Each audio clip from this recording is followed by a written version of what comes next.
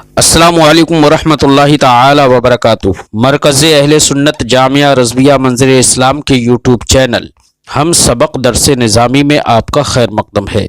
پیارے بچوں، جنہوں نے اب تک ہمارے چینل کو سبسکرائب نہیں کیا ہے وہ ضرور سبسکرائب کر لیں اور بیل آئیکن یعنی گھنٹی بھی بجا دیں تاکہ ہر ویڈیو کی نوٹیفیکیشن اطلاع اپلوڈ کرتے ہی آپ تک پہنچ جائے، اور اپنے ساتھیوں سے بھی شیئر کریں۔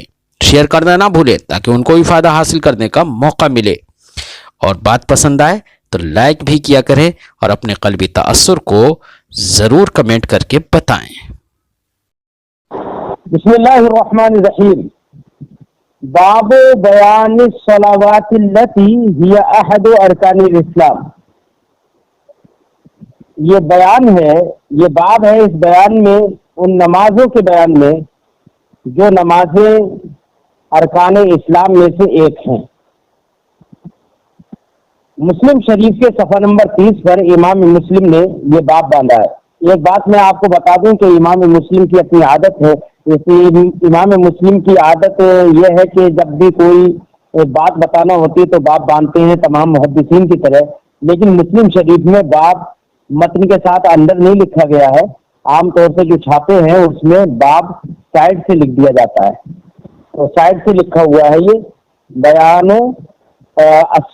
باب بیان الصلوات التي هي احد ارکان الاسلام۔ اس باب میں امام مسلم رضی اللہ تعالی عنہ یہ بیان کریں گے کہ نماز پڑھنا یہ اسلام کے ارکان میں سے ایک رکن ہے، اور امام مسلم رضی اللہ تعالی عنہ اس کے تحت جو حدیث ذکر کر رہے ہیں اس حدیث میں یہی معلوم ہوگا کہ نماز فرض ہے وہ پڑھنا آدمی پر لازم ہے، اور فرض نمازیں یہی ارکان اسلام میں سے ایک ہے۔ اگرچہ جو حدیث امام مسلم نے ذکر کی ہے اس حدیث پاک میں زکوٰۃ کا بھی بیان ہے اور حج کا بھی بیان ہے، لیکن چونکہ اس میں نماز کا بھی بیان ہے اس لیے امام مسلم رضی اللہ تعالی عنہ نے حدیث پاک کے ایک ٹکڑے کو لے کر اس کو باب بنا دیا ہے۔ فرماتے ہیں حدثنا قتيبة بن سعيد بن جميل بن ظريف بن عبد الله الثقفي عن مالك بن أنس فيما قرئ عليه عن أبي سهيل عن أبيه أنه سمع طلحة بن عبيد الله يقول جاء رجل إلى رسول الله صلى الله عليه وسلم من أهل نجد سائر الراس نسمع ضبي صوته ولا نفقه ما يقول حتى دنا من رسول الله صلى الله عليه وسلم فإذا هو يسأل عن الإسلام۔ حضرت امام مسلم رضی اللہ تعالیٰ عنہ فرماتے ہیں ہم سے حدیث بیان کی قتیبہ ابن سعید ابن جمیل ابن ظریف ابن عبداللہ ثقفی نے، وہ روایت کرتے ہیں حضرت مالک ابن انس رضی اللہ تعالیٰ عنہ سے فیما قرئ علیہ، اس میں روایت کرتے ہیں ما قرئ علیہ جو ان پر پڑھا گیا، اور قرأ علیہ کا معنی ہوتا ہے کسی کے پاس پڑھنا، ما قرئ علیہ جو ان پر پڑھا گیا، یعنی جو حضرت انس ابن مالک رضی اللہ تعالی عنہ کی بارگاہ میں رہ کر انہوں نے پڑھا۔ حضرت انس ابن مالک رضی اللہ تعالی عنہ نے حضرت قتیبہ کو جو درس دیا اس درس کو یہاں پر وہ بیان کر رہے ہیں، اور حضرت انس ابن مالک نے جو پڑھایا ہے وہ روایت کیا ہے عن ابی سہیل عن ابی، وہ روایت کیا حضرت انس نے ابو سہیل سے، اور ابو سہیل نے روایت کیا ہے اپنے والد سے، اور انہ سمع طلحہ بن عبید اللہ، کہ ان کے والد نے حضرت طلحہ ابن عبید اللہ کو کہتے ہوئے سنا، یقول کہتے ہوئے سنا، کیا کہا تھا انہوں نے؟ طلحہ ابن عبداللہ نے، طلحہ ابن عبید اللہ نے کیا کہا؟ جاء رجل الى رسول اللہ صلی اللہ علیہ وسلم من اہل نجد، ایک شخص رسول اللہ صلی اللہ علیہ وسلم کی بارگاہ میں اہل نجد سے آیا، یعنی نجد میں رہنے والے افراد میں سے ایک شخص رسول اللہ صلی اللہ علیہ وسلم کی بارگاہ میں آیا۔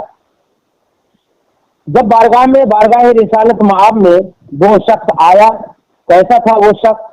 تو سائر الراس، یہاں پر آپ نے دیکھا کہ سائر الراس بھی لکھا ہوا ہے اور سائر الراس بھی لکھا ہوا ہے.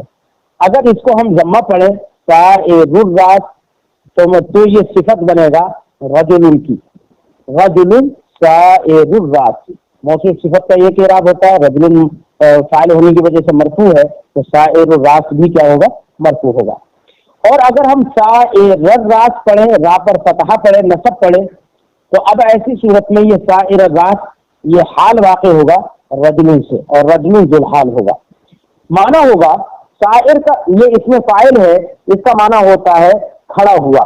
سائر الراس سر کے، کھڑا سر والا آدمی. کھڑا سر کا مطلب، یہاں پر کھڑا سر کا مطلب سائر الراس بولتے ہیں.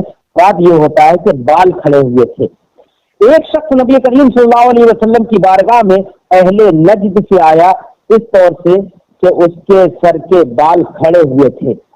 نسمع دویہ صوتی، دویجن کا معنی ہوتا ہے گونج، آواز کی گونج آپ نے سنی ہوگی. جب تیز آواز ہوتی ہے تو آواز گونجتی ہے، دور سے سنائی دیتی ہے، تو وہی آواز کی جو گونج ہوتی ہے اس کو عربی میں دویجن کہتے ہیں، دال کے فتحے کے ساتھ. تو کھڑے بالوں والا ایک شخص آیا، نسمع دویہ صوتی، ہم اس کی آواز کی گونج کو سن رہے تھے کہ اس کی آواز گونج رہی ہے. ولا نفقہ ما یقول، اور ہم یہ نہیں سمجھ رہے تھے وہ کہہ کیا رہا ہے.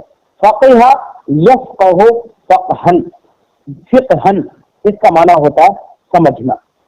فقہ جو علم فقہ ہے اس کا معنی بھی سمجھ ہی ہوتا ہے، کیونکہ علم فقہ کے ذریعے سے دین کی سمجھ آتی ہے، مسائل کی معرفت حاصل ہوتی ہے، اس لیے اس کو علم فقہ کہتے ہیں.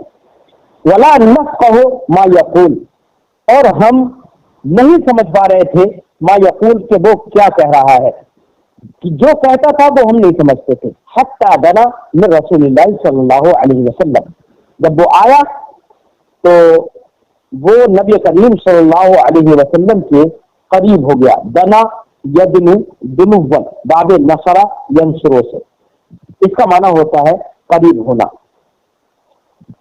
میں جب یہ معنی بتاتا ہوں تو میں بہتر یہ سمجھتا ہوں کہ آپ لوگوں کے پاس اپنی اپنی کتابیں خریدی ہوئی ہوں گی، تو آپ ایک پینسل لے کر ساتھ میں بیٹھا کریں، وہ پینسل لے کر بیٹھا کریں. 1 منٹ کے لیے میں ہولڈ پر رکھ رہا ہوں، مفتی صاحب کا ذرا فون آ رہا ہے پروگرام میں جانے کے لیے، میں ذرا 1 منٹ میں بات کرتا ہوں.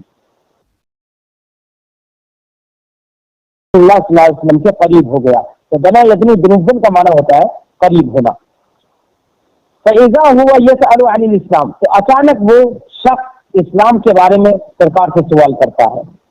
فقال رسول اللہ صلی اللہ علیہ وسلم، تو رسول اللہ صلی اللہ علیہ وسلم نے ارشاد فرمایا، 5 صلوات فی اليوم واللیلہ، رات اور دن میں 5 نمازیں ہیں جن کو پڑھنا ہے.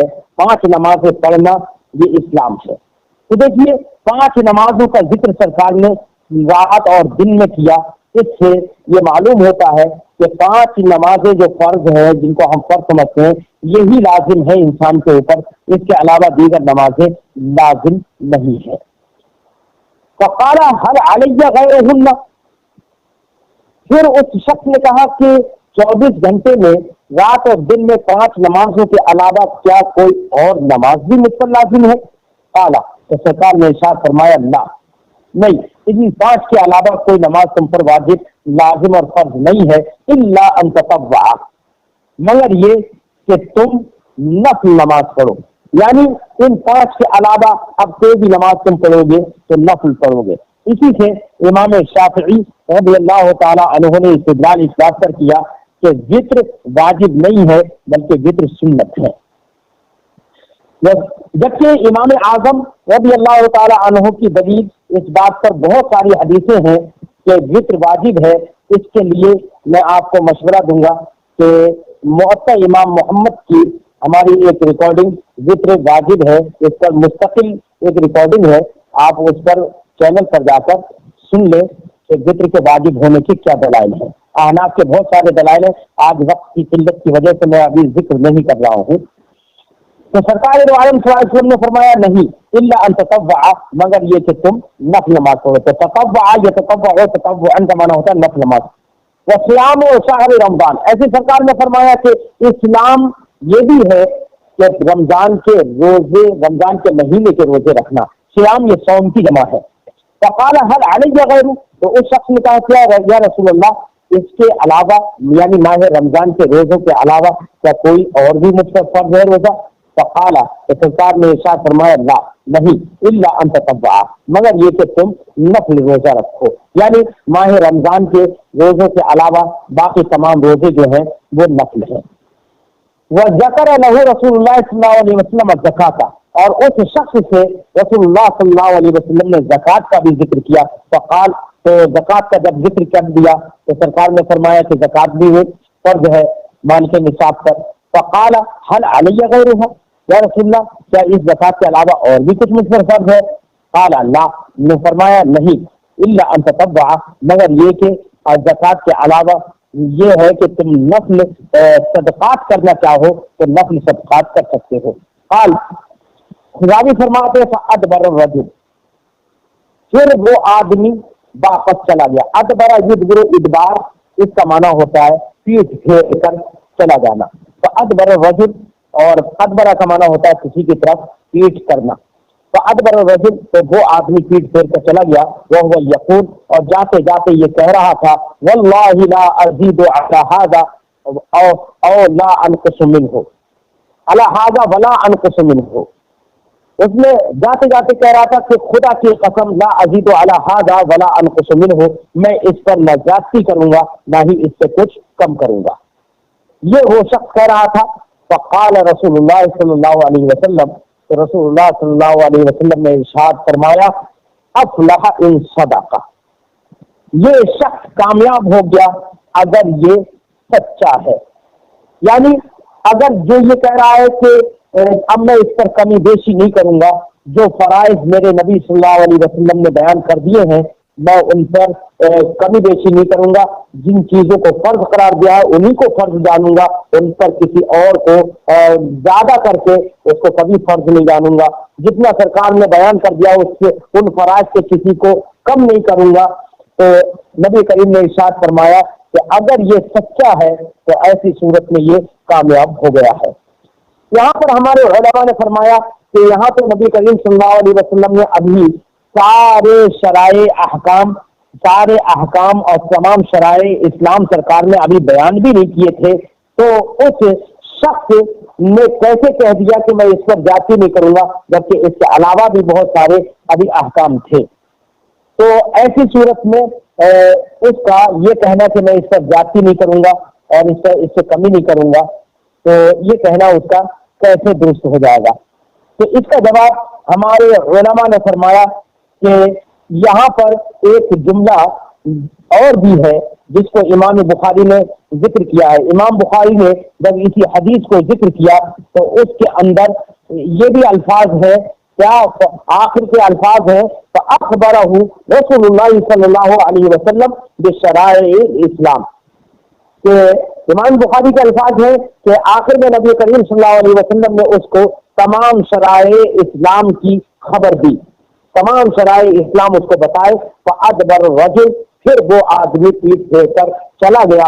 وهو یقول واللہ لا ازید ولا انقص مما فرض اللہ تعالی علی شیئا، کہ وہ کہتے ہوئے یہ پھرا کہ با خدا میں نہ کوئی کمی کروں گا نہ زیادتی کروں گا اس سے ما فرض اللہ تعالی علیہ شیئا، جو اللہ نے مجھ پر فرض کیا ہے، خود شیئا کچھ بھی کمی بیشی نہیں کروں گا.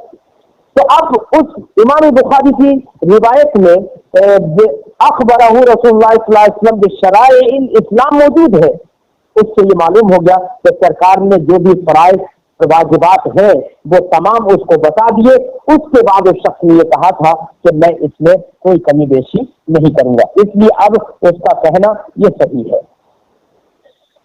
ایسے ہی کچھ علماء نے یہ فرمایا کہ اس نے یہ کہا تھا کہ میں کوئی کمی بیشی نہیں کروں گا، اور پھر سرکار نے یہ فرمایا کہ افلح ان صدقہ، اگر یہ سچا ہے تو کامیاب ہو گیا. تو ایسی صورت میں کمی ہمارے علماء اور کچھ محدثین نے یہ فرمایا کہ یہاں پر اس کی کامیابی جو سرکار نے فرمایا افلاح، اس افلاح کا تعلق صرف اور صرف لا انقص منہ سے ہے، یعنی میں کچھ کم نہیں کروں گا، اس سے تعلق ہے کہ اگر اس نے کچھ کم نہیں کیا تو ایسی صورت میں یہ کامیاب ہو جائے گا، نہ کہ اجیدوں سے اس کا تعلق نہیں ہے، کیوں؟ اس کے علاوہ دوسرے بھی احکام ہیں۔ کچھ لوگوں نے یہ جواب دیا، جبکہ کچھ محدثین نے یہ بھی فرمایا ہے کہ افلاح کا تعلق زیادتی اور نقصان دونوں سے ہے۔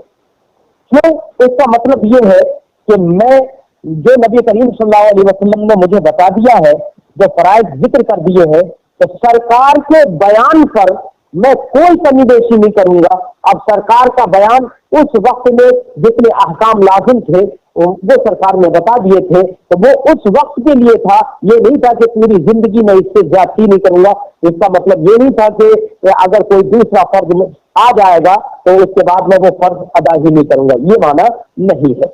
کچھ محدثین نے یہ فرمایا۔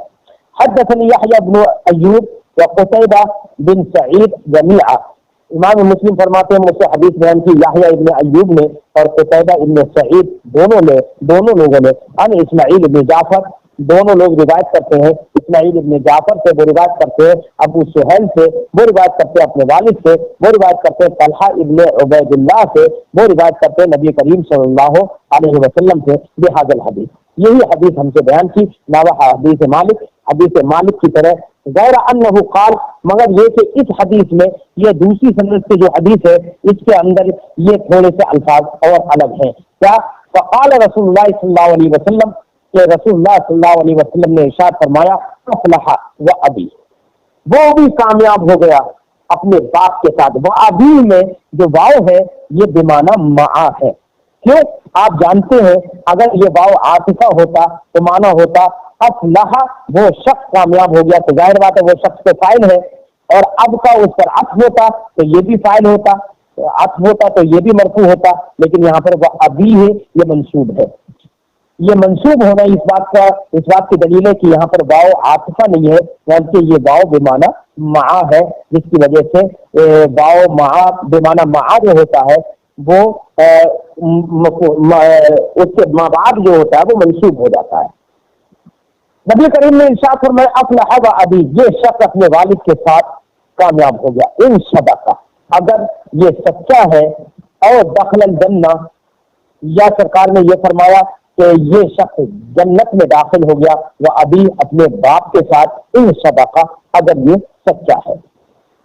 اب یہ دوسری سند میں جو یہ ہے کہ سرکار نے فرمایا کہ ایک راوی فرماتے ہیں کہ سرکار نے یا تو یہ فرمایا افلاح و ابی ہے، یا یہ فرمایا دخل الجنت و ابی ہے، تو سرکار نے اس کے جنت میں داخل ہونے کو کہہ دیا کہ اگر یہ سچا ہے تو جنت میں داخل ہو گیا۔